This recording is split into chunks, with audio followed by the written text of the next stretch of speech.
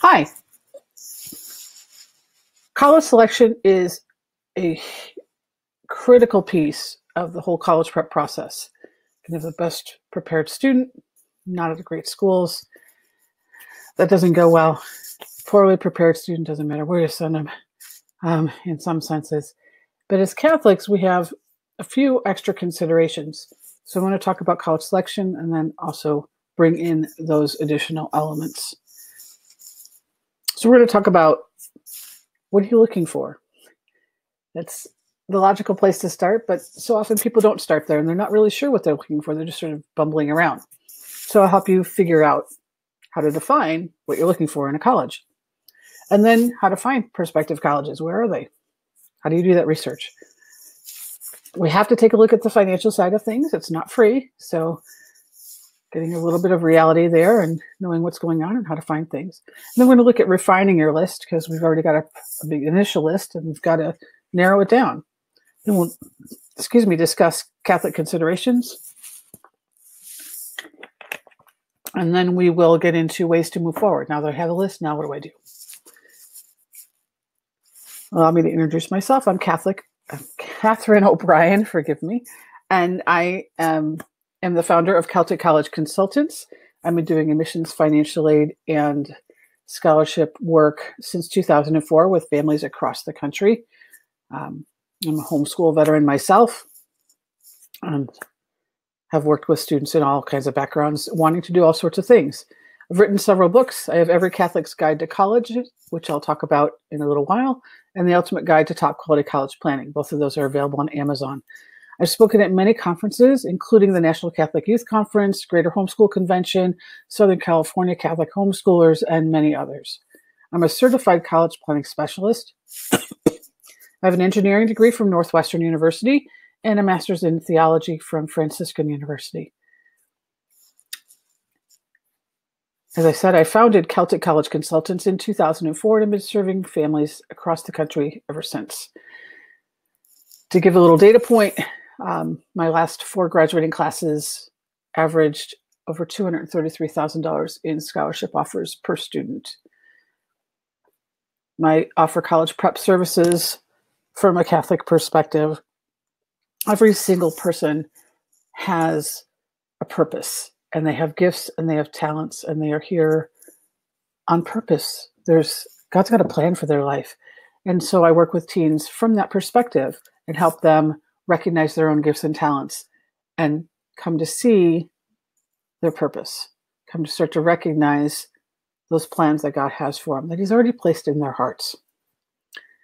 I'm a member of the Catholic Society of Evangelists. I've been a Benedictine Oblate attached to St. Vincent Archabbey in Pennsylvania since 1990, which is unusual. Most oblates tend to be senior citizens, and I became an oblate in my 20s. So I've been one for a very long time. I'm a member of the Catholic Committee on Scouting, so I work with Boy Scouts earning their religious emblems. And then I'm also a member of the International Christian Mompreneur Network. I have been interviewed a few times on relevant radio, hope to be on more in the future. I belong to the National College Advocacy Group and the Higher Education Consultants Association, both of which are professional organizations with high ethical requirements.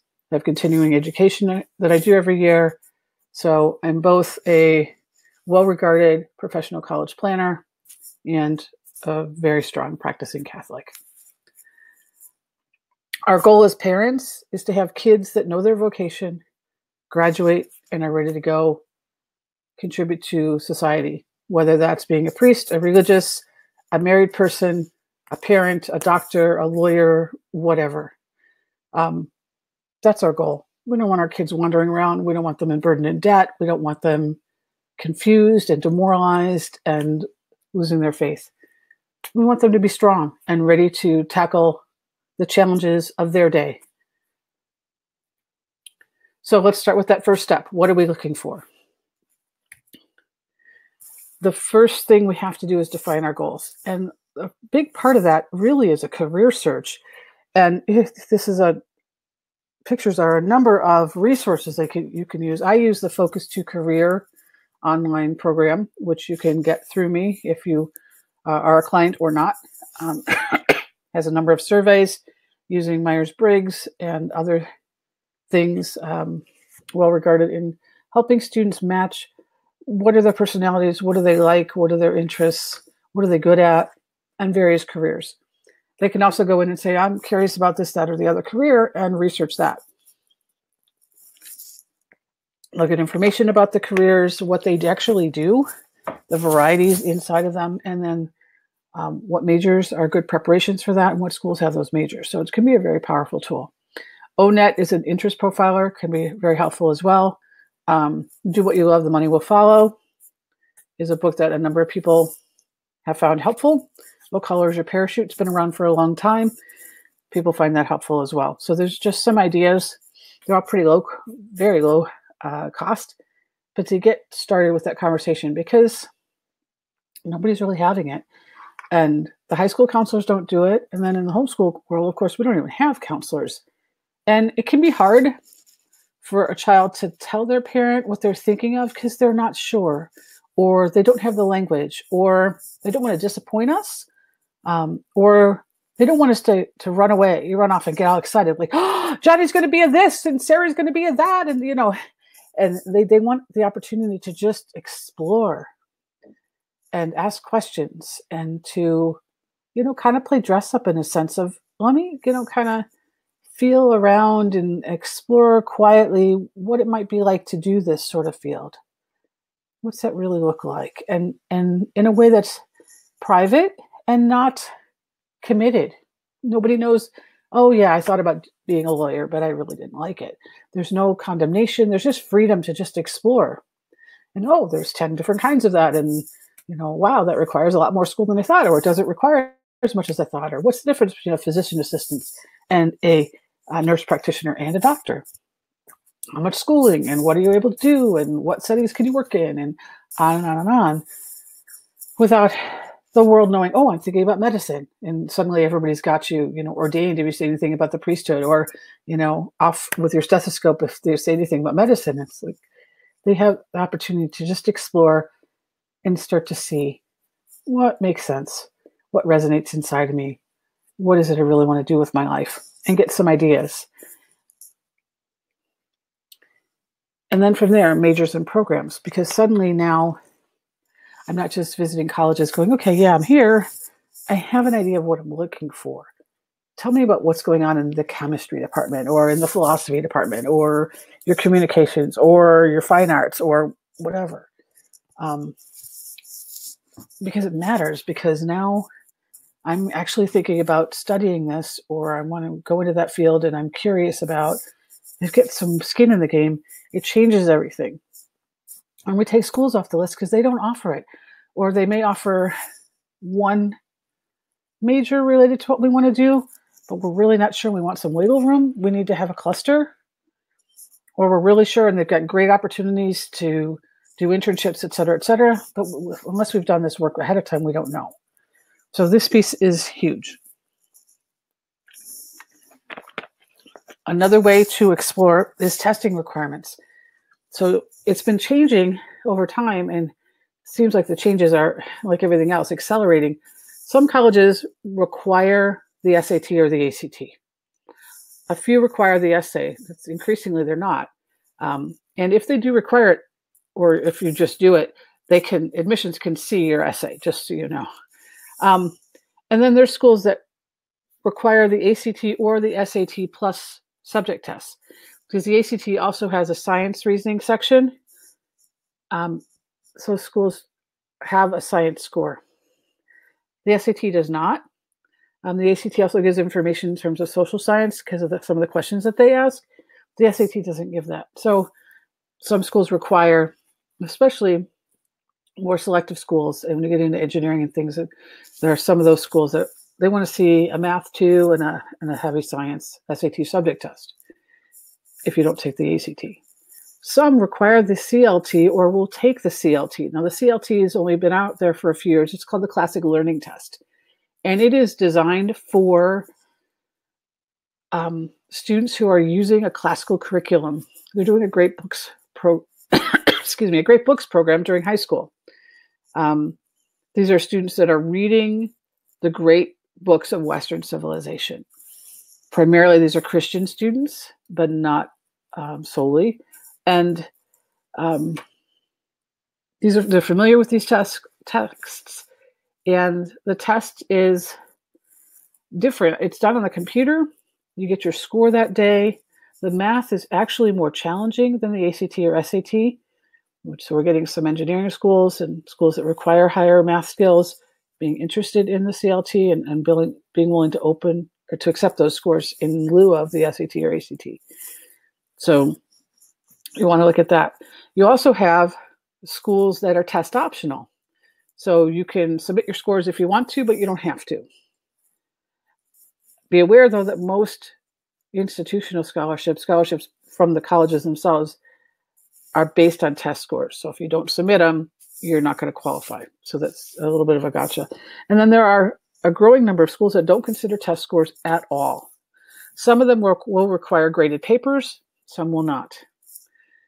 And then as homeschoolers, we always need to check the admissions requirements because increasing numbers of colleges will have a little note for us, and some just want more specifics on the transcript, or they want additional testing to validate our curriculum because we're not accredited by and large, and they don't know what we've studied. And, you and your neighbor might both be doing, physics, high school physics, and one's a really rigorous program and the other is not so much. It might be literature based or something and really doesn't have the math component.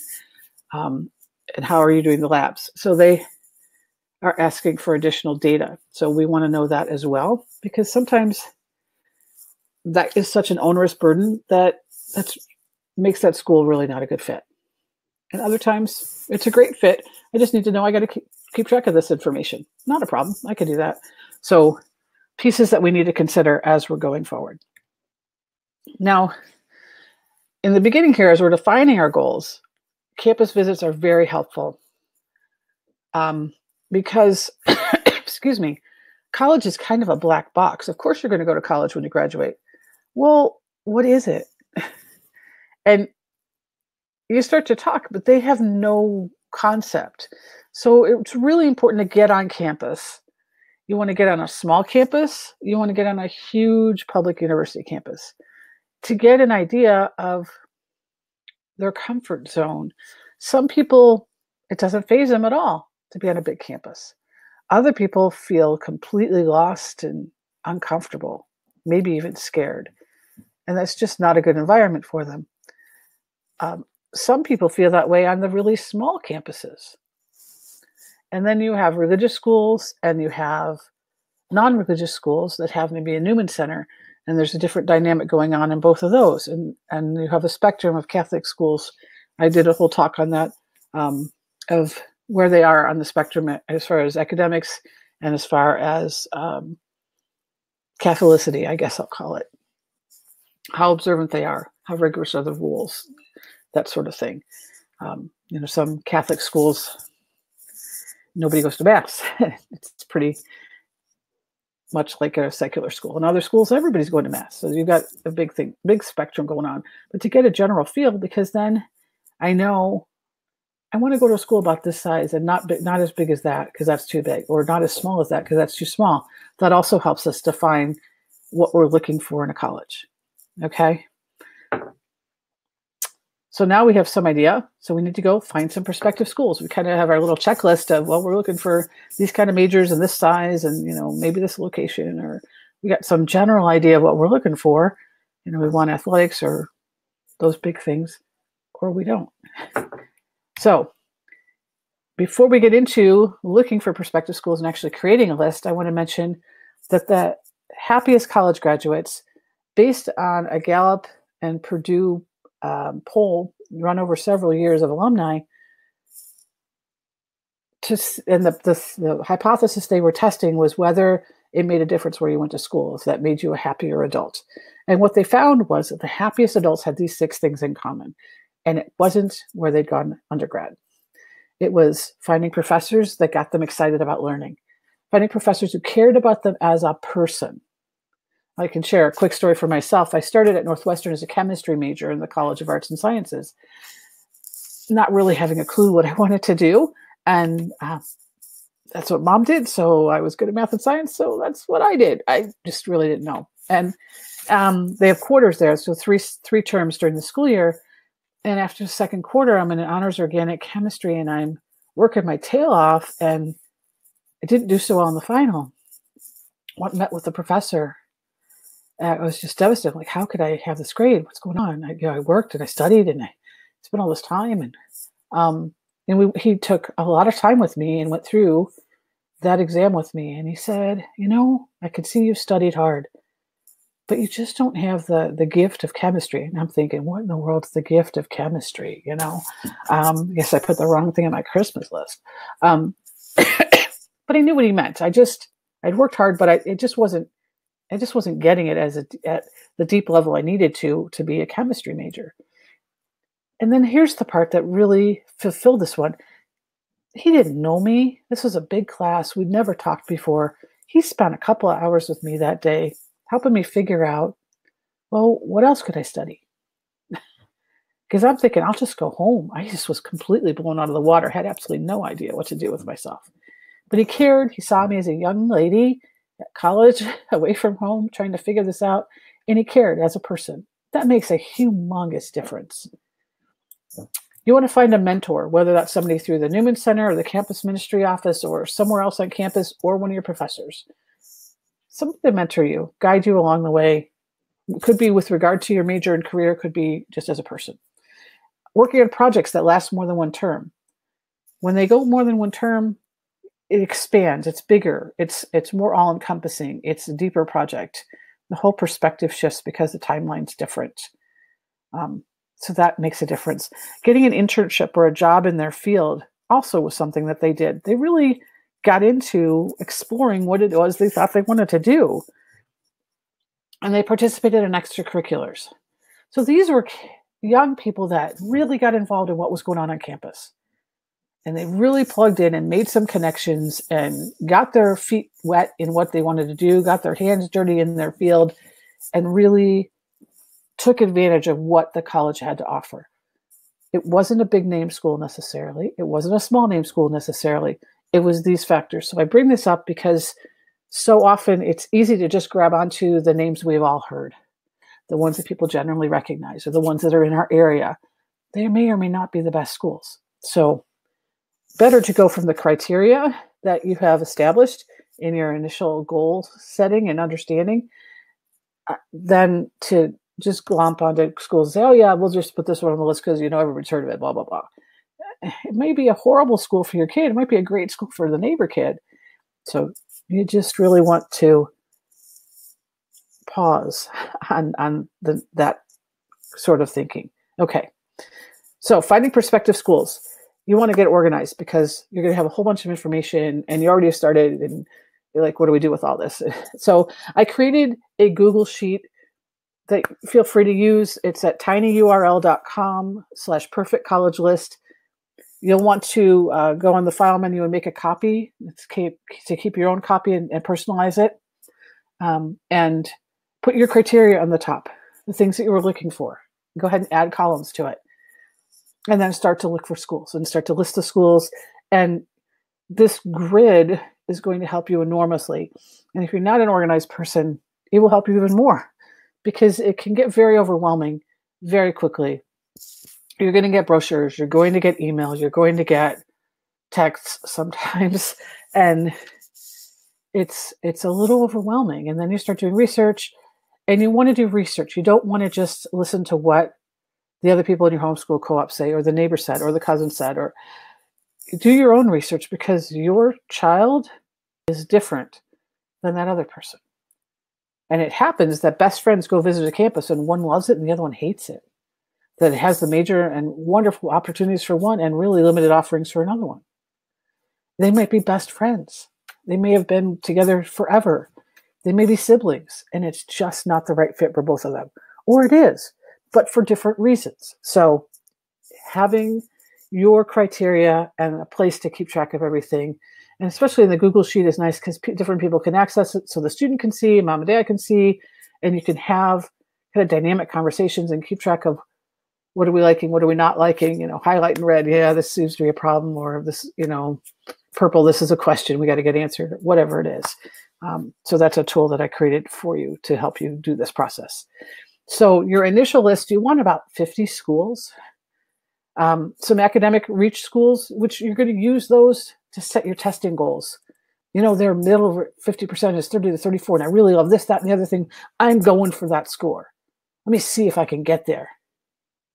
I get a 25. I am not in the ballpark. Did I do a really lousy job? Did not finish? Did I not prepare? Do I got a shot at raising my score? That's a big significant raise, but sometimes you can do it. Or, you know what? I did it. I really worked hard. That's just not the right academic fit for me. Okay, now I know. But having some goals out there and seeing the opportunities that are available at the different academic levels is very helpful. Can be very motivating, because to get a score just to get a score is hard. Got to tell you.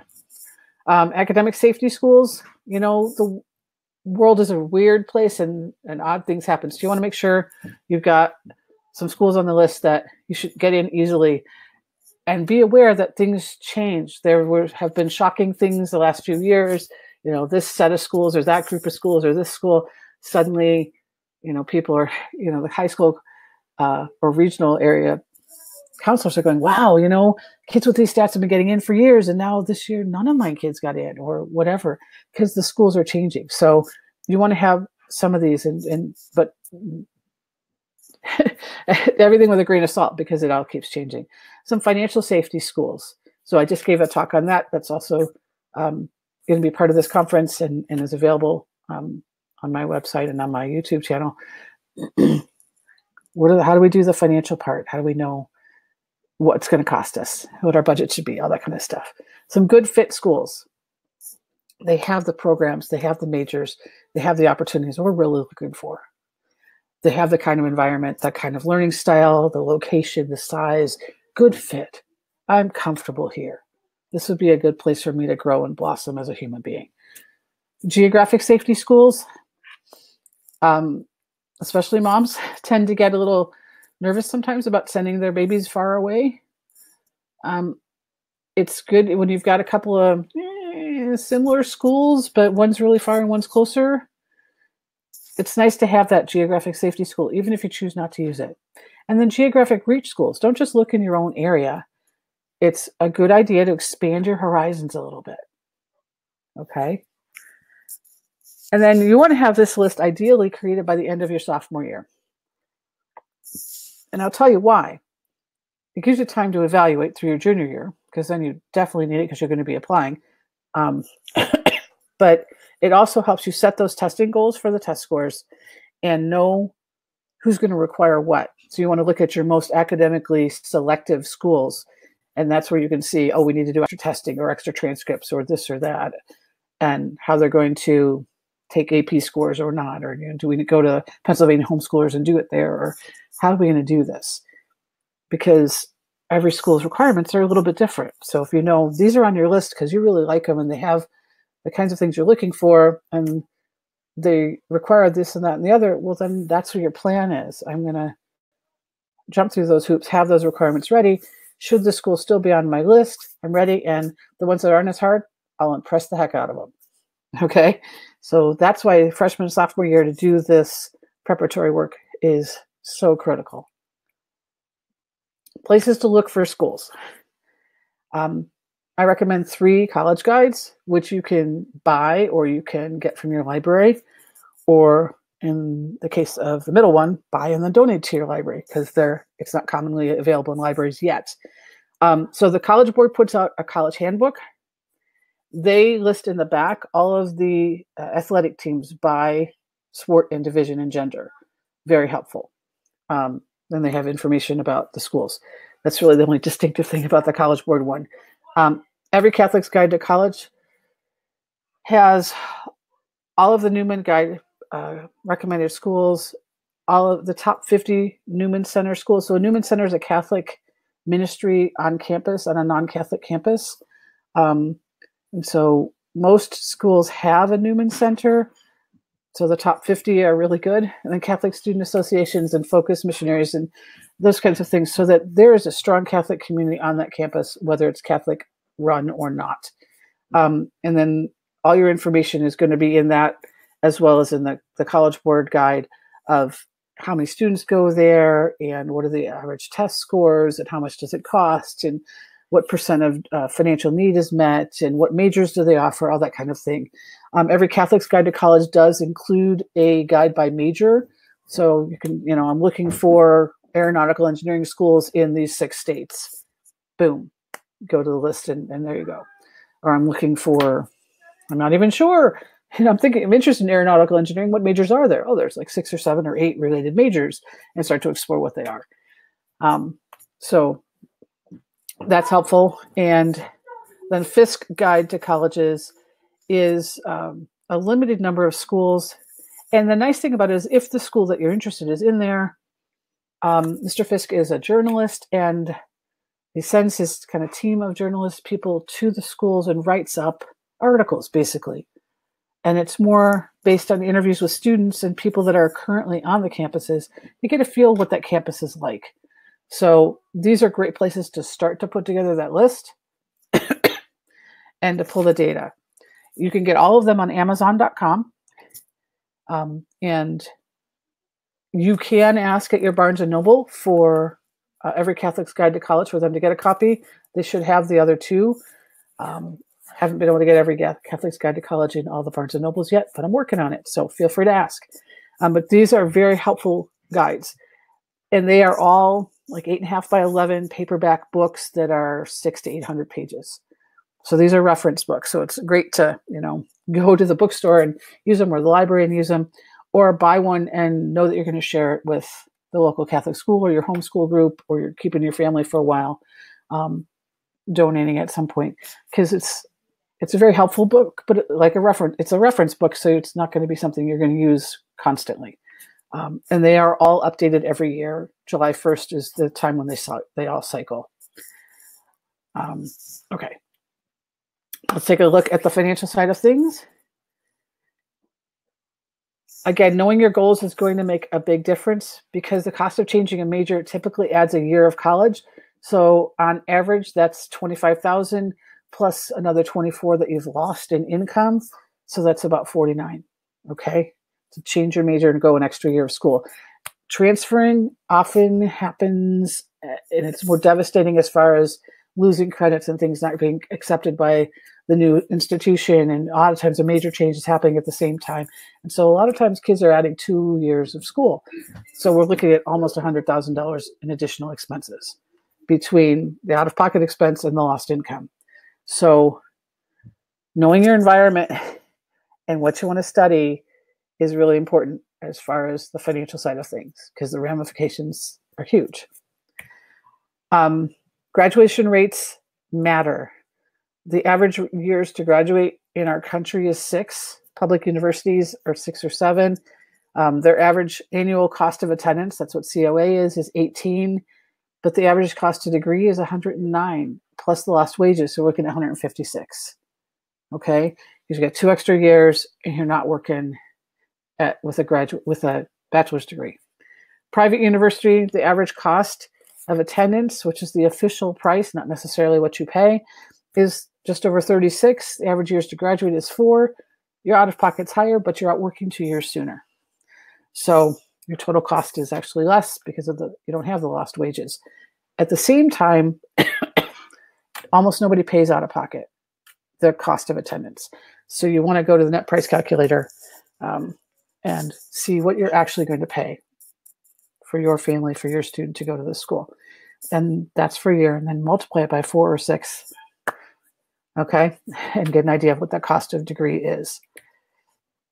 Need-based aid, apply. I just did a whole talk on Financial Aid 101 that I encourage you to watch. This is sort of the short form, very short form. The FAFSA is the federal application for the free application for federal student aid, and that opens your Pell Grants and your student loans and your work study. Most states will use it as well. A lot of colleges use it as well. About 10% of the colleges also ask for the CSS profile form.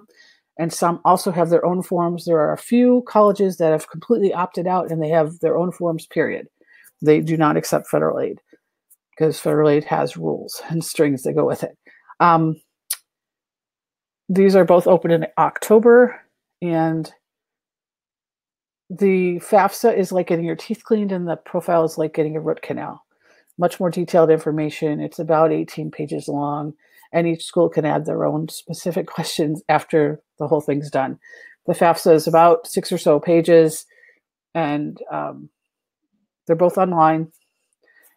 Please go listen to the other talk for more information about both of those. The basics, though, for figuring the expected family contribution, which is what the EFC is the parent's adjusted gross income for the base year, less an allowance for basic cost of living, very, very basic, like poverty level, times 22 to 47%, plus parent assets.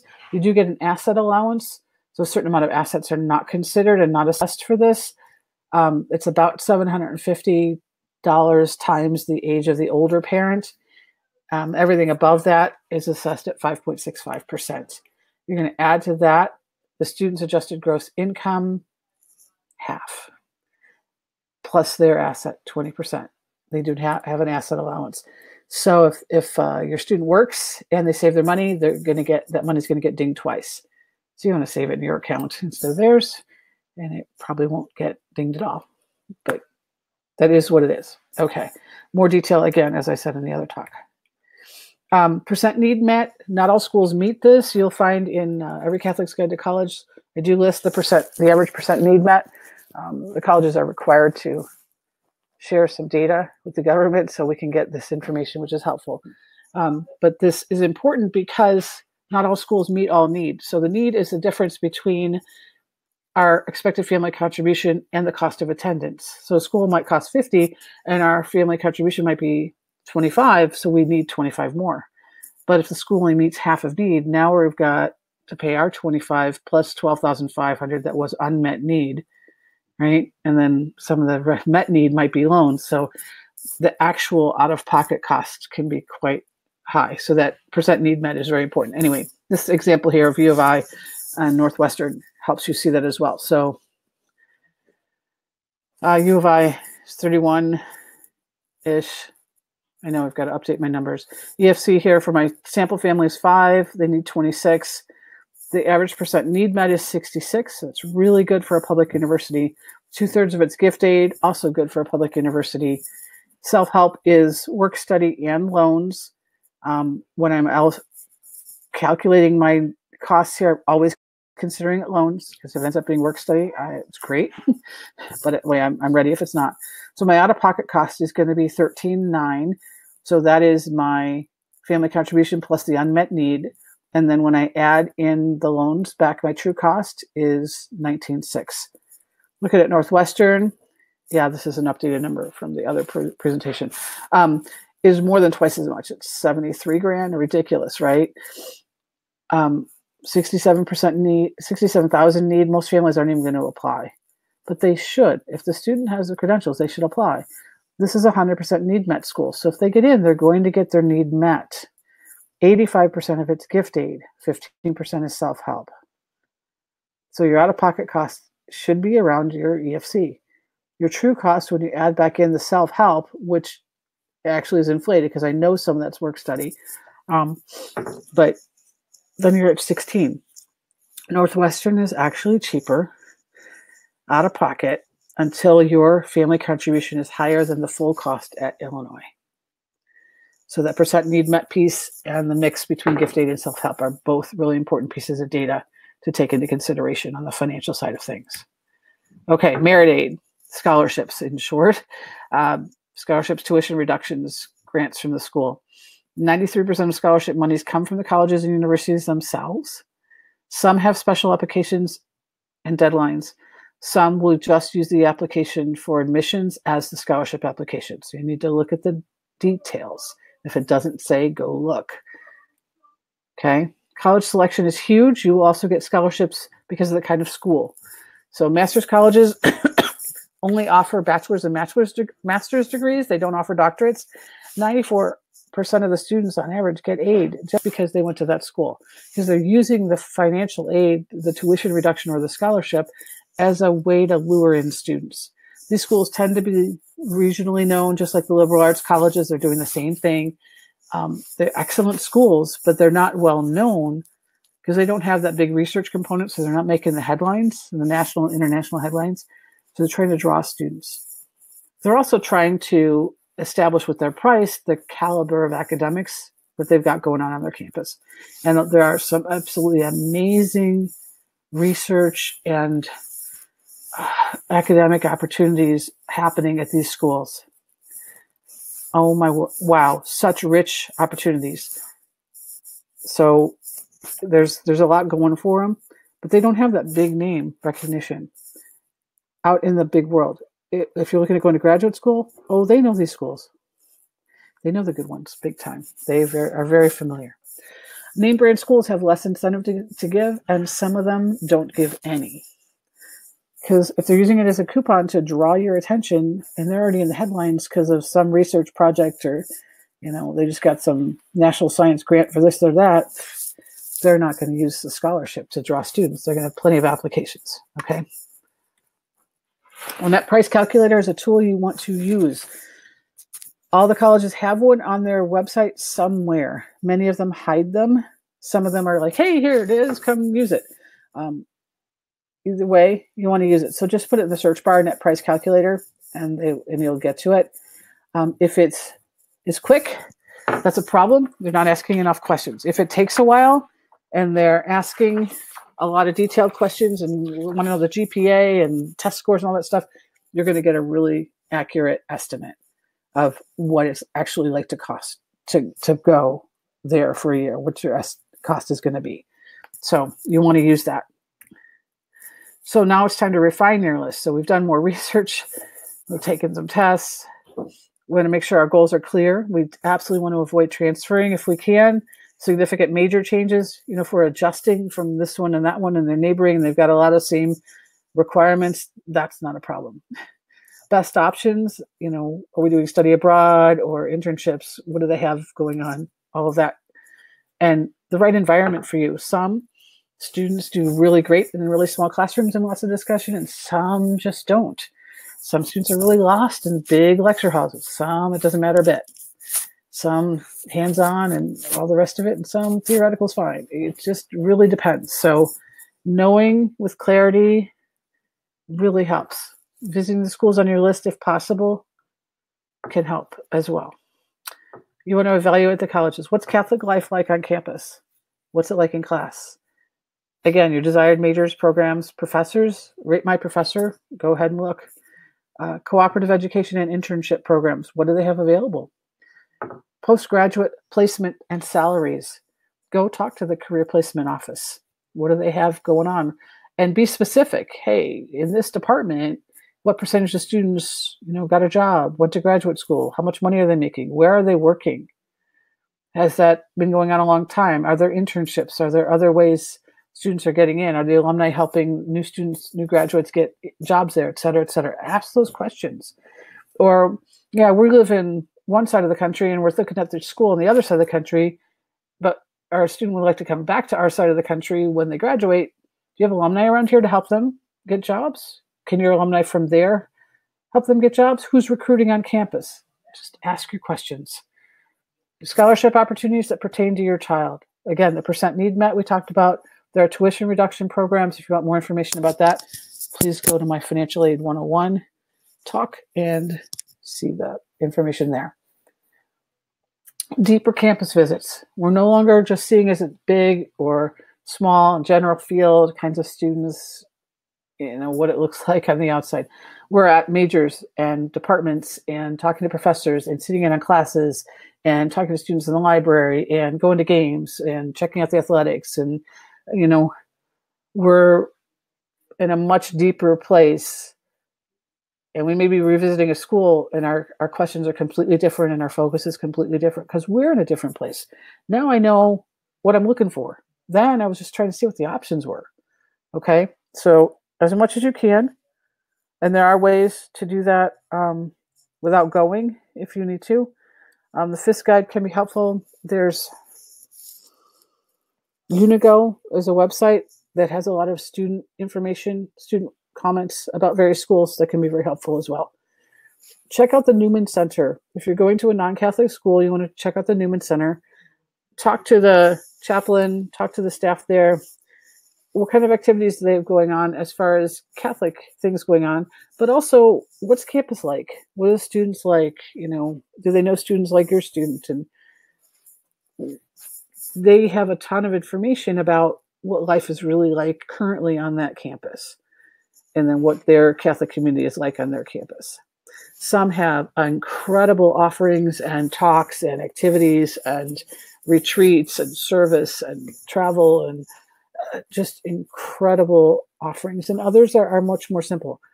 But you want to see what's going on there. And then Newman Connection can also help, newmanconnection.com. That's a ministry, and their whole purpose in life is to connect graduating high school students with the Newman Center on campus. So if you're having trouble finding the Newman Center at a certain university, certainly contact them and say, do you have any information? I can't find these people. Excuse me. Some have their own website, some do not, and that's not necessarily a function of a good or bad Newman Center that they have a website. So, okay. Oh yeah. Campus visit alternatives. You can't travel across country or whatever. As I said, the Fiske guide has more descriptions. Unigo is the online site. So those are great places to start. And then because of the importance of being with like-minded people, because to growing in our faith, in the college years, we're asking the hard questions. Why should I believe this? Why do we do that? How does this fit with this? What are the moral implications of these things in my major? All those kinds of questions. And so having people where we can get good answers and other people who are also asking those questions is extremely important. Having opportunities to socialize in ways that don't involve lots of drinking and other things that are going on other parts of campus, maybe. Super helpful. I know I delighted at Northwestern with knowing we were going to have parties, and we had wine and cheeses, which undergrads could go to, but we couldn't get any wine. But we had other events and things going on that I didn't have to worry about anybody trying to get me drunk, trying to pull anything on me. It was just a lot of fun, and I didn't have to fuss about all the rest of it, and we danced and played in the snow and did all kinds of crazy things. And it was a blast, and barbecues. And so having that opportunity and to talk to people and to connect is so important in so many other ways. The other thing about it is we're all used to going to mass. You go to campus and everything's new, and you're living on your own, and you got to figure this out, and the laundry's down there, and the food's over there, and the roommate is weird, and I don't know anybody. And it can be really, really an anxious time. Having mass, we know what mass is. Meeting other Catholic people and, doing stuff, we get that. With stuff we've done before. It's words we've heard before. It's an environment that's more like home than anywhere else on campus. And that can be a really strong anchor to transition. And then you get to start to meet some friends, and you get to have conversations with people from all over campus. At Northwestern, we had grad students, so I delighted in having conversations about things with people from different majors and then different levels, and the perspectives were amazing, especially the graduate students, because they knew, of course, so much more than we did. And the insights that came in those conversations, it was just rich. Where when I hung out with my other engineering students, the other 2/3 of campus wasn't with us. So some conversations were more limited. We'll just put it that way. So anyway, Every Catholic's Guide to College, available on Amazon, is going to give you lots of information. There are over 300 colleges and universities listed. They all have strong campus communities. Most of them are not Catholic schools. There are some with Catholic dorms, lots of public schools, hundreds and hundreds of majors. Almost every state has schools in it. It's such a helpful tool for Catholics. It just is. I mentioned this before, but I wanted to mention it again. Make sure when you're refining your list, you check application requirements to make sure if there's special ones or extra ones that you need to get accomplished so that you can apply. Because it would be a shame to find, I love this school, but doggone it, I missed the requirement and you require this extra test or this extra whatever, and I didn't get it done in time. That would be awful. So check it out. Okay, so how do we do all of this? Because I've just been talking about it. It's taking quite a while. There's just a lot of different things to consider. So let's look at some options that we've got. Okay, we can do it on our own. We've done everything else. We're homeschoolers after all. We do it all. But you know what? Most of us have actually not written our own curriculum. Most of us are buying curriculum from places, and we belong to schools, and we get a lot of guidance. So we can also do it with a guide or a mentor. We've got a lot of freedom, but we're not completely on our own. We can get help for specific tasks, like, oh, I've got this piece, but that over there, I don't have a clue. I need some help. Or you could hire a college consultant to guide you through the process. Okay, that's what I do all the time. So I mentor people. I give help on specific tasks sometimes, and then I take people through the whole process. So I do all of those. And I go it on my own, I guess, for my kids, but I do this for a living, so that's sort of cheating. Okay, it takes time. Okay, one of my former clients was kind enough to write this, and she said, I figured I'm a professional project manager. I can do this myself. And so she wrote this in the midst of it. For over a year now, I've had a second job. I'll admit at this point I was penny wise and pound foolish and not engaging Catherine to do more of this for our family because she just had me do some occasional tasks. She said her services are not cheap. I've actually lowered my prices since then because I moved to the Midwest, which is lower cost of living than Southern California. Anyway, but you get what you pay for. If you decide to take on the college research and admissions process yourself, you need to be unfailingly organized, ready to nag your kids regularly over and on top of getting them through all their schoolwork, and ready to spend hours and hours and hours and hours of your free time over months and months. It's no fun to do this yourself, so if you can, find the money, save yourself the grief. She said, if I knew then what I know now, I would have happily signed on the dotted line. And I've heard that so many times. If I knew then what I know now, but there's no way to start again. You know, when you get to the senior year and you're like, oh my goodness, you know, it's hard to do the work that should have been done sophomore year at that time. And she, excuse me, she went to Berkeley. This is a very intelligent woman. So it just takes a long time. So I call them college prep support services. There's information on my website, but this is how I mentor people. So you get to use the Focus to Career program. I give you an account, and then we meet monthly for half-hour coaching sessions to keep you on track and save you time instead of you just kind of exploring on your own and wandering around. And I think we've all been there, you know, we're at a new grocery store and I need this thing and I'm not sure where the olives are, say, something that could be in a lot of different places. And I'm hunting and I'm hunting and I'm hunting versus, hey, where are these? Oh, they're there. Okay, now we're done. So doing that. Okay. And then for people that are considering one-on-one consulting services, or what would that be? Here's what I do. So I work with your student one-on-one. We do that major career program search process, as many iterations as it takes. So today we're an English major, and tomorrow we're going to pharmacy school. The next week we're going to law school. Doesn't matter. And then I've got a college selection, test planning, application tracking program that we use as well. I help them develop their leadership, which is really important, especially as homeschoolers. Some of us are doing that in the home with younger siblings. Some of us are doing it out. Some of us aren't doing it at all. And then we kind of have a problem when we get to school. So that's something that I help them look for opportunities and encourage them to develop. So you kind of can tag team with me that we're making sure that gets done. Sometimes they hear better from an adult that's not their parent. Study skills, soft skill instruction. The president of the Association of American Colleges and Universities has been speaking every year for several years now about the life skills just lacking. Now, our kids tend to do better because we tend to teach them more of that than the traditionally school kids, but we want to make sure that they've got all their ducks in a row. We do tend to have a few blind spot areas that we don't get to as homeschoolers, but the kids need financial aid and college funding strategy sessions, depending on what your family needs, so we can get you the most college for the least amount of money. Application strategy determination sessions, because there's 4 different ways to apply, and there's different admit rates, but depending on how you do that. I do comprehensive application preparation coaching.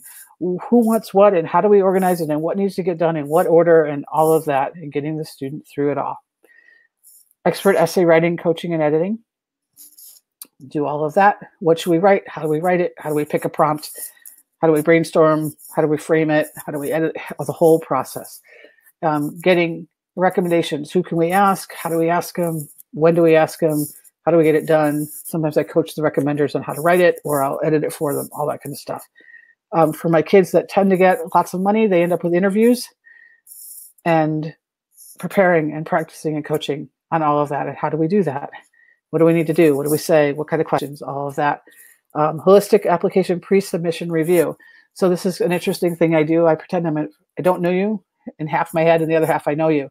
And I read your application and I see if what I, the pretend admissions person, and what I'm learning, what's being presented, demonstrates to me the person I've come to know in the process. And if there are things that are not being conveyed through the application, we will address them before they get submitted. So I do that piecemeal as we're going through it, but I also do a holistic review before we go, because we want to make sure that all of the gems in your crown are shining so they can see them all. I do financial aid form preparation and filing services. I do financial aid award auditing and negotiation preparation if that's appropriate. I have proprietary guides, campus visit guides, achievements resume creation guides, the 100 most generous colleges, et cetera, et cetera. So as the various topics come up, it'd be like, here, this is what you need to do, and here's a guide. Here's how to do it, or here's more information, and all of that, because I've been doing this a long time. Some of the schools that have accepted my clients, Northwestern, Franciscan, Dallas, Belmont Abbey, School of the Art Institute of Chicago, University of Michigan, Cornell, Benedictine, NYU. So art schools, engineering schools, Georgia Tech, etc., all over the place. Texas A&M, Penn. So it's a smattering of schools because it depends on what's good for the kids. I don't prejudice a list. I listen to the parents and what their guidelines are and the student, and give them as much freedom inside those guidelines. And we put together a list that's best for them inside the guidelines. Everybody signs off, and that's what we go for. It's not like I've got pet schools or anything. So, as I said, my company is Celtic College Consultants. I've been doing this since 2004. I've gotten a lot of scholarship money for my kiddos because that's been important to my clients. There are kids with zeros in there and in those averages because that was not what was important to them, and they had other goals, and so we accomplished those, and that's fine. Just depends on what the family and the student needs. Catholic perspective, everyone's got a purpose and gifts and talents. So let's put it all together and let's go do things. As I said, I do holistic, the student prep and everything else. So if you would like to have a consultation so we could talk about your situation, if you just want to ask questions and pick my brains for an hour, or if you want to explore the mentoring DIY process or the one-on-one consulting, please go to CelticCollegeConsultants.fullslate.com. Click on my name, Katherine O'Brien, and then click for initial consultation, and my schedule will pop up and you can schedule a time. And I will send a survey for your student to complete, and I will send an agenda so you know exactly what we're going to talk about, and we will meet. We'll meet by FaceTime or Skype. And both parents and the student need to be there. There's a small cost for that. It's a professional consultation, so that is normal. And then if you want to go to my website, I have a free ebook available there, 15 Ways to Save $10,000 on College. And then, again, the URL that I gave earlier, the college selection guide sheet, is tinyurl.com/perfectcollegelist. So thank you for your time, and I wish you all the best from one homeschooler to another. Hang in there, keep going. We'll get through this. It's worth the sacrifices. Our kids turn out better, happier, healthier. And I look forward to talking to you and to meeting you. Have a wonderful rest of your day. Bye.